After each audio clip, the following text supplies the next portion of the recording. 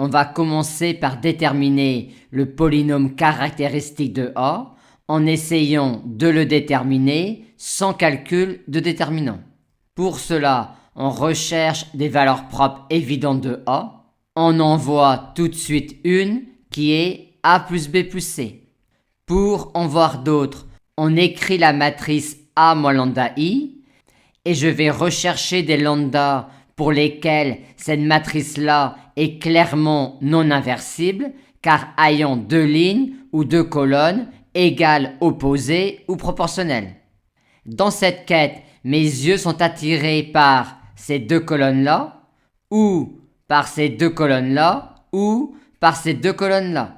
N'y aurait-il pas un lambda pour lequel cette colonne-là et cette colonne-là seraient égales? Et ceci est réalisé pour lambda 2 égale moins A moins B moins C. On vient donc de trouver une autre valeur propre évidente de A, ce qui nous autorise à poser lambda 2 égale moins A moins B moins C. Mais est-ce réellement toujours une autre? Oui, quand A plus B plus C est différent de moins A moins B moins C, c'est-à-dire quand A plus B plus C est différent de 0. Il nous manque plus que lambda 3 que l'on obtient en disant que la trace de A doit être égale à lambda 1 plus lambda 2 plus lambda 3, ce qui nous donne lambda 3 égale moins A moins B moins C.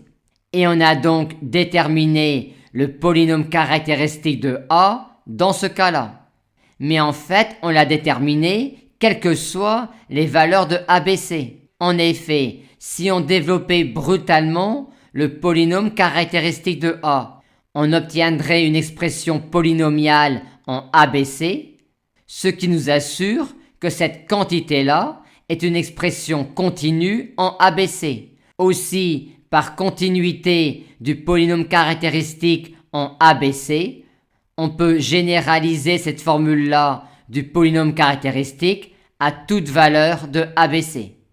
Maintenant que l'on a le polynôme caractéristique de A, on va lancer le test pour déterminer à quelles conditions nécessaires et suffisantes sur ABC A est diagonalisable. Pour cela, on commence par lire dans le polynôme caractéristique de A les valeurs propres distinctes de A. Naïvement, on dirait qu'il y en a deux. Mais est-on vraiment sûr que l'on a toujours ici deux doigts distincts? Non, quand A plus B plus C égale moins A moins B moins C, c'est-à-dire quand A plus B plus C vaut 0. On va donc distinguer deux cas. Cas 1, A plus B plus C différent de moins A moins B moins C. Dans ce cas-là, A est diagonalisable si cette matrice-là est de rang 1.